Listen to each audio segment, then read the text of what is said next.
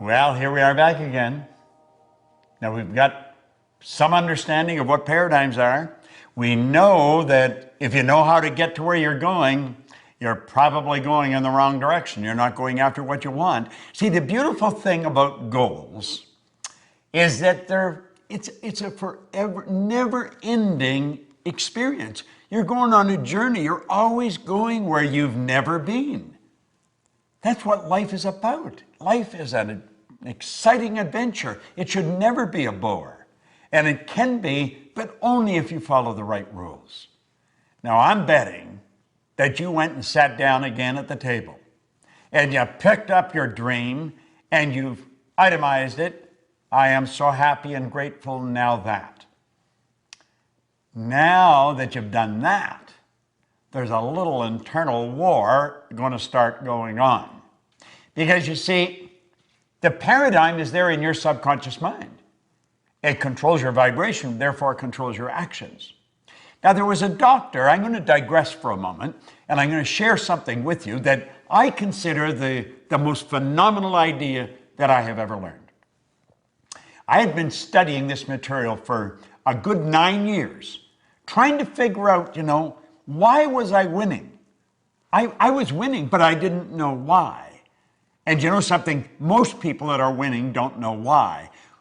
Then I was what you call an unconscious competent. I was competent, but I didn't know why I was. I was winning, but I didn't know why. Therefore, I had something that was non-transferable. You're going to become a conscious competent, and you're going to know why you're winning, and therefore you can share it with your kids, your family, your friends. That's the beautiful part about this. Now, I have to take you back to the year 1934. Long time ago, you've got to admit. There was a doctor by the name of Truman Fleet in San Antonio, Texas. And he was actually appalled at the state of the healing arts. He said, we're not going about this. We're not doing this right. He said, we're treating the symptoms of disease. We're not treating disease at all. When you operate on the body or you're asking them, how do you feel? You're treating symptoms. You're not treating the cause of problems. Yet he said, everything originates in the mind. U.S. Anderson wrote one time, when we fully realize that thought causes all, we'll know there's never any limits. We ourselves do not impose. It starts inside. He said, we've got to heal the body, mind, and the soul. We've got to heal the whole person. And he said, nobody's ever seen the mind, ever. The mind is not a thing. Now, most people, when they think of the mind, they actually think of the brain. You might be doing that right now, but that is not the mind. See, the brain is part of the body, a very important part of the body. In fact, that's where the electrical control system is set up for your entire being. This body is a magnificent machine. It's controlled by the mind that sets off the central control system we call a nervous system.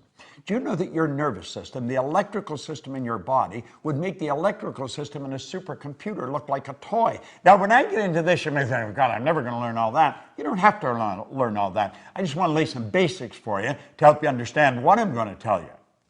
And Fleet said, if we're going to help people, we've got to have a picture of the mind. So he said, this is a picture of the mind. Now, I think that's the greatest idea I've ever learned. That's called the stick person. And you'll see the big circle at the top has a line right through the center. On the top half of the line is the conscious mind. And on the bottom half is the subconscious mind. Now, the subconscious mind and the conscious mind working together express themselves through that small circle in the bottom that we call the body. The body is the instrument of the mind. Before the body does something, it has to happen in the mind. We're working from a higher to a lower potential. There's a power flowing to and through us that has no limits. The only limit placed on the power is the limit that's placed on the form through which it's flowing. It's something like electricity. Look at a light bulb for a moment. That is not electricity. That's the expression of electricity. See, the only limit placed on electricity is the limit that's placed on the form through which it's flowing, namely the transformer or the bulb. If you want more light, put in a bigger bulb. Well, if we want more action, plug in a bigger idea. Now he said, this drawing represents the mind.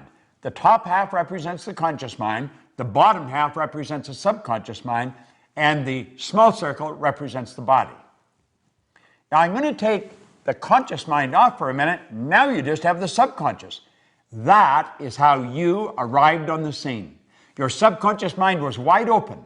Your subconscious mind has no ability to reject anything. Whatever you turn over to it, it will accept.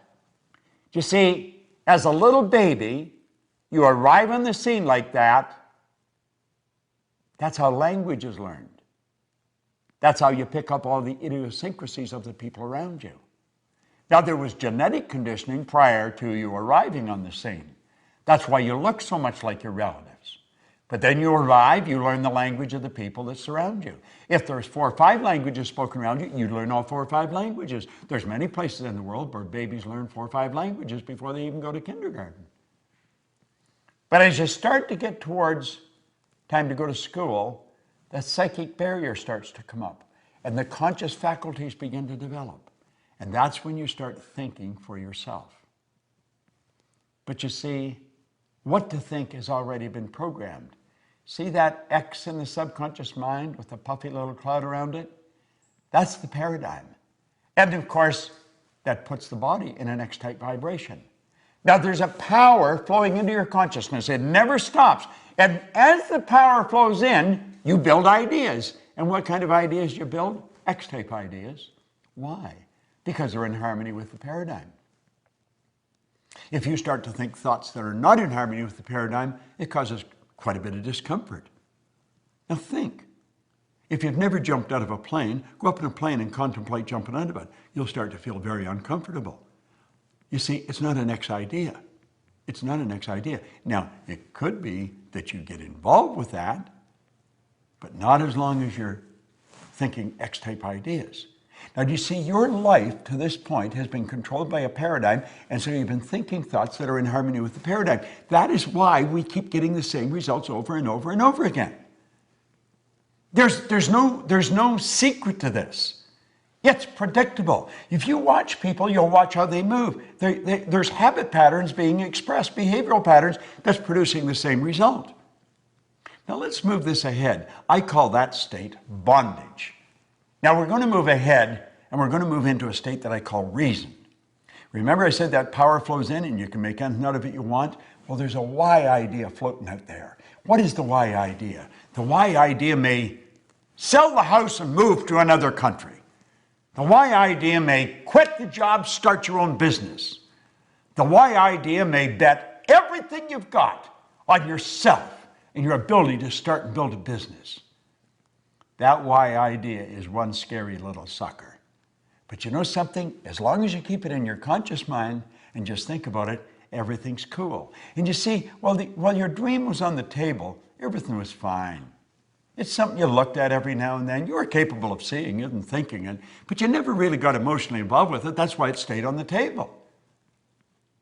The idea came to your mind off and on, but it slipped through your fingers. And that's what happens with most people. Success is slipping through their fingers. It lands and lays and stays on the table.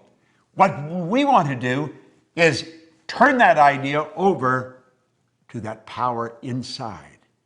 Now, what happens when we do that? Well, let's stop and think of what I said.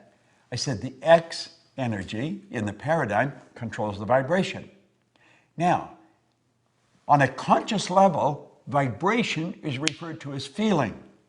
You'll probably want to watch this maybe 4 or 5 times because it probably is foreign information. And as you watch it 4 or 5 times, you'll say, damn, that makes so much sense. And it really does because it's the truth about what we're doing. Well, the X energy causes us to vibrate the way we're vibrating. And if somebody says, how do you feel? You'll say, pretty good. Or I don't feel too good. What you're really saying is, I'm in a great vibration or I'm not in a very good vibration. What happens when you're not in a very good vibration? You're emotionally involved in a negative idea. See, your subconscious is your emotional mind. Now, if you go to turn that why idea over to the subconscious mind, which is what you have to do if you're going to act on it, all hell breaks loose. Now look at this. When you do that, when you take the why idea and you turn it over, you're going to find that worry, fear, anxiety strike, bang! A terror barrier pops up and you bounce off that terror barrier and you go right back into bondage. You think, oh God, I don't really want to do that. I mean, I don't need all that money. And I'd have all those income tax problems. And besides, I don't want to have the responsibility of a company. I may not earn much here, but I feel safe here. That's what keeps most people where they are. You see, the worry is on a conscious level. You worry you're not going to put it all together. Remember, you can't see the results. You can't see how you're going to do it. And that worry instantly turns into fear. You impress worry, and it turns into fear. Now, whatever's impressed must be expressed, and it turns into anxiety. Now, in a future lesson, I'm going to show you where it goes from there. But for the benefit of this lesson, you don't like to stay in an anxious state. And a terror barrier bounces up, and you bounce right off the damn thing, and you go right back into bondage. Have you any idea how many people do that? Have you any idea how many people are doing it today that are just about a 9-iron away from where you're sitting? Your friends, your relatives, people that are absolutely brilliant, and you'll look and you'll say, you could do that without any trouble. You're so smart. We think they can, but we can't. Do you want to know something? You're every bit as smart. All the knowledge there ever was or ever will be is locked up within you. Now think about what I'm saying. All science and all theology, the only two sources of reference we've got to go to, tell us that we've got deep reservoirs of talent and ability within us. We're spiritual beings, and our spiritual DNA is perfect. There's perfection within us, and Spirit's always seeking expansion and fuller expression. There's something in you that wants to express itself in a greater way. There's something in you that wants you to reach, that wants you to stretch, that wants you to get out and do something. But that terror barrier, boom, every time you think of doing it, it scares the daylights out of you. See, the XY energy doesn't mix. It's opposing energy. It sets up a foreign vibration, and it causes a very uncomfortable feeling. I want you to think of this for a moment. I want you to imagine that maybe we're at the end of the road. The two of us. We may be buddies, but we're at the end of the road. Now, you know when you get to the end of the road, if you're here for a long time, you could end up where your mind is as sharp as a tack, but the body just isn't cutting it. And they may have us tied in a wheelchair so we don't fall out, or in a crib bed, because there's no strength in the body. It's depleted, but our mind is sharp. So all we got to do is sit there. Wouldn't it be a terrible thing to reflect back on all those dreams we left on the table? Wouldn't it be a terrible thing to sit there and say, I wonder what would have happened if we had moved there? I wonder what would have happened if I had built that company. I wonder what would have happened, but I can't go back. If only I could go back and do it again. If I had known just how short life really is. If only. Wouldn't it be much better to sit there and relive all the big moves we made? Even the big losses would be exhilarating to relive them. Wouldn't it be wonderful to go back and relive the dreams that we conquered? Oh my goodness, I think that would be great. Well, you see, you've got a choice. And you can go crashing right through that terror barrier. Joseph Campbell said, the cave we fear to enter holds the treasure that we seek. Now, you see, you've got it within you to just say, I'm going for it. See, on the other side of the terror barrier is freedom. And you know that's what we seek? If you go to Washington, D.C. in the United States of America and go visit the Korean Wall, in honor of all the Americans that lost their life in Korea, you will see carved into granite, freedom is not free. You don't have to know how to get there, and you don't have to have a plan. Martin Luther King didn't have a plan. He said, I have a dream. You see what I'm saying? You just have to know the first step of action that's necessary. That's all you have to know. You got to have guts. And you know something? The more understanding you have, the more guts you will have. When you go crashing through that terror barrier, the fear doesn't leave, the uncomfortable doesn't leave, but through the repetition of impressing the why idea over and over and over, it eventually leaves. And you build a new paradigm. And then you start the same journey over, but you're starting it from a different place. Where you started here, now you're starting up here. And you've got all the experience.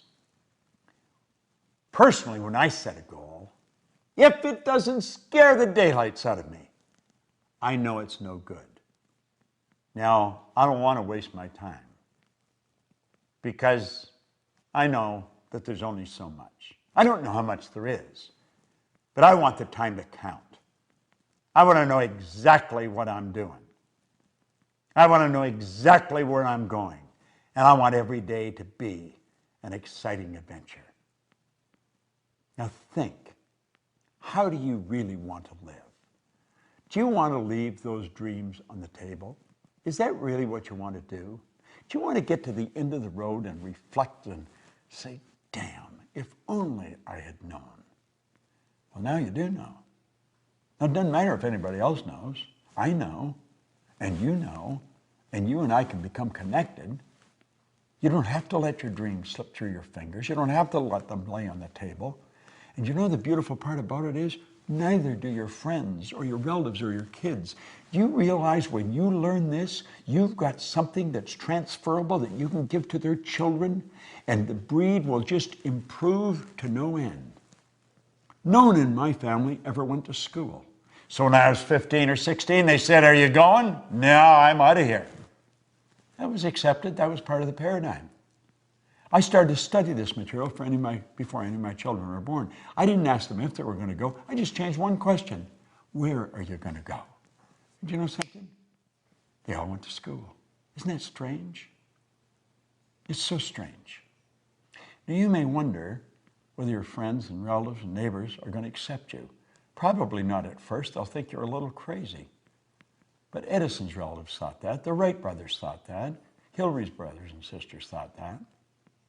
I went to dinner with my sister and her husband, and my wife's sister, and Gina, and her husband, on my birthday here just 2 or 3 weeks ago. And my sister and we're very loving, but we're not really close. She's very busy running a business, and I am. My brother and I, he's in Southern California, I'm in Toronto. So although we stay in touch and we love each other, we don't spend a lot of time together. We're very busy reaching our own goals. And Helen said, Al and I sat in Florida and we talked about you. And we talked about the change that's taken place in our family since you picked up Think and Grow Rich. And we realized none of us, our kids, no one would be living the life we're living if you hadn't gone for that goal, Bob. And she and Al had a plaque made and engraved, and they gave it to me for my 79th birthday. Said they were going to do it on my 80th, but they thought, no, we better do it now. I said, what do you think, I'm checking out? And I phoned my brother in Southern California. I was in Toronto, and I was thanking him for it. He said, yesterday was the 4th of July, Bob, and all the kids and all the grandkids and everybody was here. And I read them what was on the plaque that Helen was going to be giving you.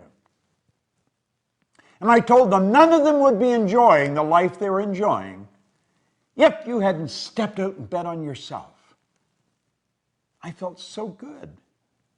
My sister said, my kids wouldn't be doing what they're doing. Her young daughter, Carolyn, came to seminars and she was just a little kid. And she made up her mind she wanted to be a lawyer and she wanted to be a judge. She is a Supreme Court judge in Canada today. Her son runs a multi-million-dollar business that my sister and her husband started. You have no idea who you're impacting. You have no idea how many people are watching you. They thought I was crazy. But when they saw I wasn't, they started to follow me. You go, they'll come. You've got more power in you than you'll ever use. God's gift to you is more talent and ability than you'll ever use in your lifetime. Your gift to God is to develop as much of that talent and ability as you can in this lifetime. Never let the terror barrier stop you. You go up against it and you crash right through it. That's why I'm here. I'm here to grow. Goals are not to get. Goals are to grow. The getting is just a side benefit. And remember, everything you own at the time of your death is going to belong to somebody else. You never own it, so don't ever let it own you. But don't sit back. Step out. Bet on yourself. Build that dream and go for it. Now you watch this. You watch this video. You watch all these videos you've received. You get very involved in this program that we're laying out. And you will come up with results that stick, and so will your brothers and sisters and family and friends, because they're watching you. I'll support you. The Proctor Gallagher Institute is here for one person, to help people do what we've done.